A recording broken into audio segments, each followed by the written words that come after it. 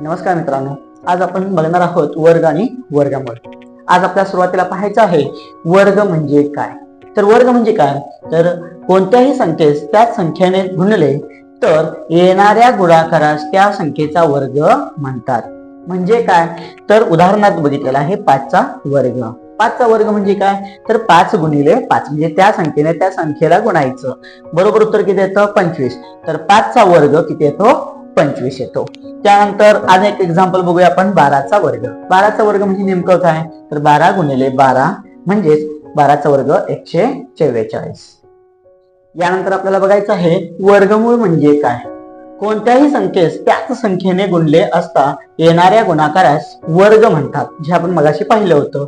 व ज्या संख्येचा हा गुणाकार आहे त्यास काय म्हणतात, वर्गमूळ असे म्हणतात। उदाहरणार्थ आपण या ठिकाणी पाहतो आहे 6 चा वर्ग। 6 चा वर्ग म्हणजे काय, 6 गुणिले 6। उत्तर किती आलं, 36 आलं। म्हणजे या 6 चा वर्ग 36 आहे आणि या 36 चं वर्गमूळ किती आहे, 6 आहे। लक्षात घ्या मित्रांनो। त्याचबरोबर 64। 8 चा वर्ग 8 गुणिले 8 बरोबर 64। म्हणजे 64 हा काय आहे, 8 चा वर्ग आहे आणि 64 चं वर्गमूळ हे 8 आहे। लक्षात आलं सगळ्यांच्या। हे आपण सुरुवातीला बेसिक सगळं पाहून घेतो आहे। ओके, आता आपण या ठिकाणी पाहणार आहोत की वर्ग। 1 चा वर्ग 1, 2 चा वर्ग 4, 3 चा वर्ग 9, 4 चा वर्ग 16, 5 चा वर्ग 25, 6 चा वर्ग 36, 7 चा वर्ग 49, 8 चा वर्ग 64, 9 चा वर्ग 81, 10 चा वर्ग 100, 11 चा वर्ग 121, 12 चा वर्ग 144, 13 चा वर्ग 169, 14 चा वर्ग 196 आणि 15 चा वर्ग 225।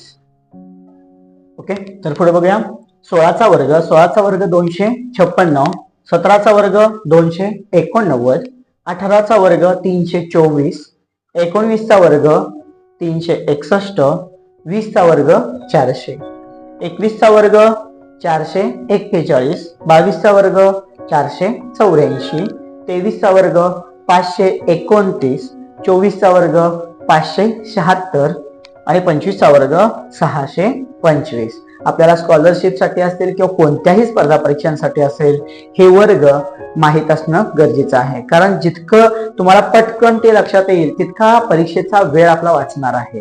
ओके, सगळ्यांच्या लक्षात आलं। त्यामुळे हे 25 पर्यंतचे वर्ग संख्या जवळजवळ सगळ्यांच्या पाठ असणं आवश्यक आहे। आता आपण यावर आधारित असणारे प्रश्न म्हणजे परीक्षेला कशा पद्धतीने विचारला जातो वर्ग आणि वर्गमूळवर, ते आपण पुढच्या व्हिडिओमध्ये पाहणार आहोत।